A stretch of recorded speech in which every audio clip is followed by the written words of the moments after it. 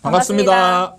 아파트 사이클 연구소 소장 이현철입니다. 배짱입니다. 네. 오늘은 네. 이 전세 이중 가격 바로 이렇게 심각하죠. 네. 이 전세 이중 가격을 올해 안에 해결을 하겠다.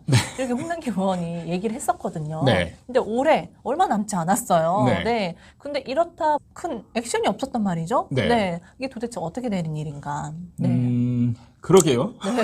아니, 말을 했으면 뭔가 네. 칼을 빼들었으면 뭔가 행동이 있어야 되는데 네. 조용해요.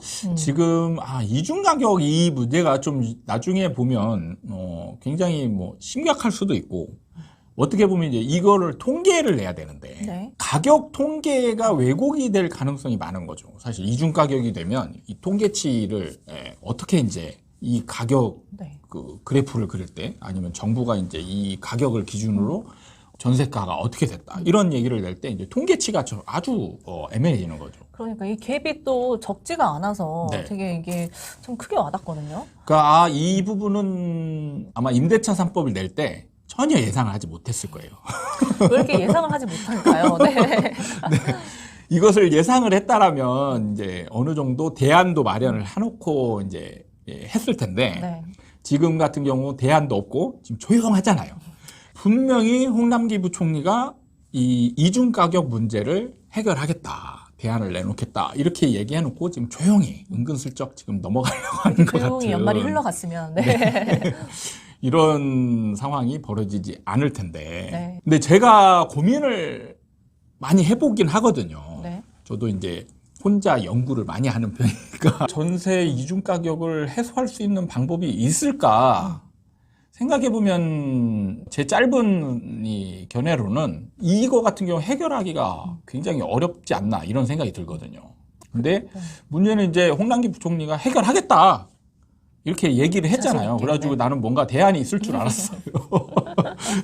더 극심해지고 있어요. 지금 네, 가격이. 그래서 지금 대안이 있나? 저는 이 부분은 좀 어느 정도 뭐가 됐든 어떻게든 해결을 좀 해야 되지 않나 이런 생각을 좀 가지고는 있어요. 그러니까요. 이게 정말 전세 가격이기 때문에 전세가기 때문에 네. 이 실수요자들이 정말 피부로 와닿는 거거든요. 네. 너무 괴리감이 크니까요. 네. 문제는 지금 임대차 3법 초기니까 그런데 이게 좀 지나서 이제 이 눌러 앉았던 사람들이 나와가지고 신규 전세 계약이 맺어지게 되면 이때 올라간 것도 있을 테고 또 떨어진 것도 있고 중간 가격도 있고 막 이제 정말 다양한 이 스펙트럼이 네. 한 아파트에 이 스펙트럼이 넓은 이 가격대가 형성이 돼서 흔히 우리 아파트 하면은 사실 좀 상중하 그래서 저층은 얼마 네. 뭐 로얄층은 얼마 고층은 얼마 이런 식으로 대략적인 가격대가 딱 형성이 돼 있는데 사람들이 그냥 인식하는 가격대가 너무 이제 천차만별이 돼서 어떻게 보면 이제 운에 그렇죠. 예.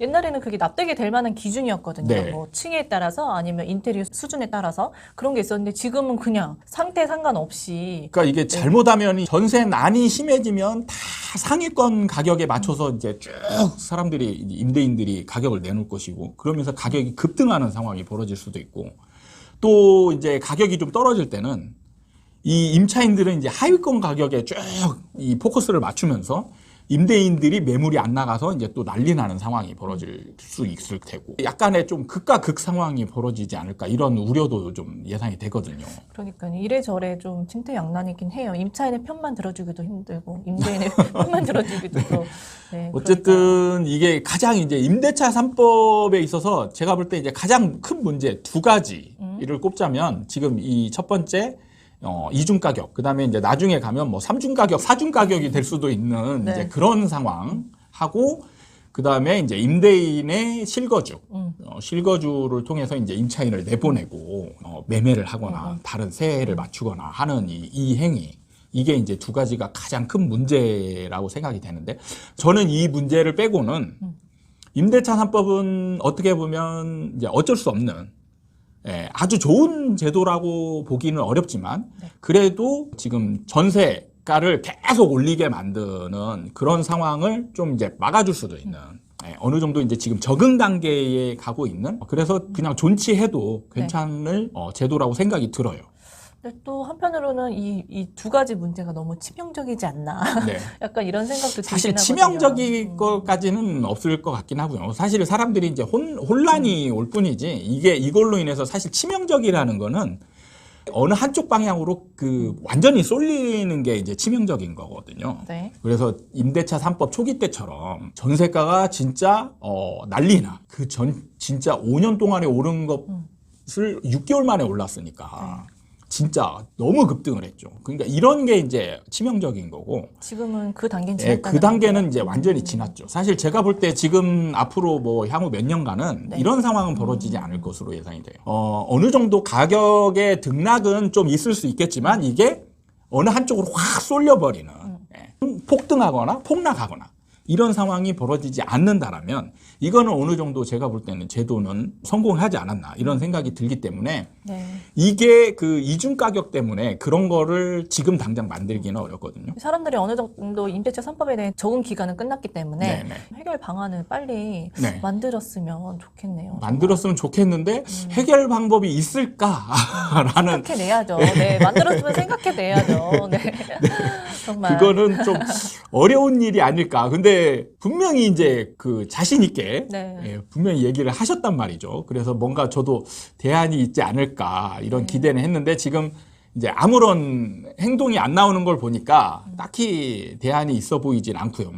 예, 어렵긴 고민을 좀 하지만, 네. 예, 연구를 좀 많이 하셨으면 좋겠다. 이런 좀 정부의 바램 네, 이거를 좀 요청을 드립니다. 네. 이중 가격은 좀 어느 정도 해소할 수 있도록 노력을 해주시면 좋지 않겠나 하는 요청을 좀 드려봅니다. 이 영상을 보시고 빨리빨리 올해가 가기 전에 네. 안 되겠죠? 지금 분위기로 봤을 때는 예, 올해가 가기 전에 대책이 나올 네. 것 같지는 않고요. 모르겠습니다. 저도 전혀 예상이 안 됩니다. 그러니까요. 요즘은 참 예상할 수 없는 상황이긴 해요. 네. 네. 오늘 시간은 이 이중 가격에 대해서 얘기를 해봤는데요. 네. 주변에서 널려 있지만 이걸 해결하기에는 좀 쉽지 않은 상황이긴 해요. 네. 이게 그냥 있는 상태에서 적응하는 거. 이것도 나름 좀 혼란스럽긴 하겠지만 또 여기에도 적응하지 않을까 또 싶기도 해요. 정부가 이걸 노리는 건가? 시간이 흘러 사람들이 적응을 하고 항상 느껴지길 이게 바라는 사람은 건가요? 제가 볼 때 사람을 연구하다 보니까 사람은 진짜 적응력의 동물이지 않나 이렇게 생각이 들어요. 옛날에 그 석기 시대에 정말 척박한 상황에서 살았고 우리 같은 경우는 지금 첨단의 기술이나 혜택을 누리면서 살고 있는데 또 이 속에서도 또 어려움을 느끼는 이런 부분들을 보면 사람은 참 적응의 동물이지 않나. 참 적응의 동물이죠. 이거는 적응하고 싶지 않은. 제가 이제 나름대로 그 예를 들어드리면 이제 네. 군대를 안 갔다 오셨잖아요. 네. 남자들은 다 군대를 갔다 와서 군대 생활이 사실 어렵다 쉽다 이런 게 있거든요. 제 아버지 때의 군대 생활을 들어보면 지금 제가 한참 들었을 때, 야, 저 때 생활이 가능했을까? 이런 생각이 들었거든요. 저희 아버지가 했던 말이 그 뭐냐면 밥 같은 게 안 나왔대요. 밥이 너무 적어가지고 배고파가지고 그 장교들이 먹다가 버린 짬이라고 하거든요. 짬. 네네. 버린 음식을 주워 먹었다는 얘기를 들었어요. 사실 그런 거는 지금은 상상할 네. 수도 없는 거거든요. 우리 네. 때만 해도 사실 먹을 게 부족하진 않았어요. 네네. 예, 그런데 사실 이제 또 우리 때와 지금 군대 생활을 하는 친구들 보면 우리 사람들 보면 천국이라고 표현을 하거든요. 그렇죠. 근데 문제는 이거죠. 다 그때 군대 생활을 하고 있던 사람들은 너무 힘들었다는 거예요. 그렇죠. 네. 이 남자들의 군대 얘기를 하면 네. 여자들은 육아 문제를 또 얘기하거든요. 그러니까 네, 다 달라요. 편해진 것 같은데, 야, 우리는 천국이라고 표현하죠. 지금 군대 생활을 하는 네. 친구들한테 표현하면, 너네들은 지금 뭐 맞지도 않고 얘기를 하면서 지금 천국이지. 근데 지금 군대 생활을 하는 친구들 입장에서 보면 정말 힘들다는 거죠. 그렇죠. 예. 그걸 겪어보지 않았으니까. 그러니까 네. 이거를 종합해 보면 딱 그 상황에 맞게 정말 적절히 적응한다. 예, 옛날하고 비교해 보면 굉장히 쉬워진 듯하지만 그 나름대로의 딱 그만큼 적응하면 그 나름대로 적응한 만큼의 또 힘든 게 일단 사회랑 분리되는 것만 가지고도 굉장히 힘든 거죠. 맞아요. 여자분들 같은 경우도 애 낳으면서 육아하는 과정에서 사실 옛날하고 비교해보면 산모도우미도 있고 뭐 맞아요. 여러 가지 있지만 굉장히 힘들죠. 맞아요. 옛날엔 기저귀도 빨아서 썼다. 이렇게 얘기하지만, 그렇죠. 네. 지금은 또 힘들거든요. 네. 지금 또 육아하시는 분들은 다. 그렇죠. 엄청 네. 힘들죠. 그러니까 네. 정리해보면 사람은 딱 적응의 동물이다. 그렇게 봤을 때 이걸 이제 임대차 3법으로 적용을 해보면 임대차 하지 마세요. 3법도 하지 마요. 적당하게 적응을 해 가고 있다. 이런 논리로 이제 귀결이 될 수 있습니다. 그래도 그거는 적응하고 싶지 않습니다. 이중 가격은. 얼른 해결 방안을 네. 내세워주길 바라겠습니다. 알겠습니다. 네. 오늘 영상은 이렇게 마무리하도록 하겠습니다. 오늘 영상이 도움이 되셨다면 구독과 좋아요 부탁드립니다. 다음에 또 찾아뵙도록 하겠습니다. 감사합니다. 감사합니다.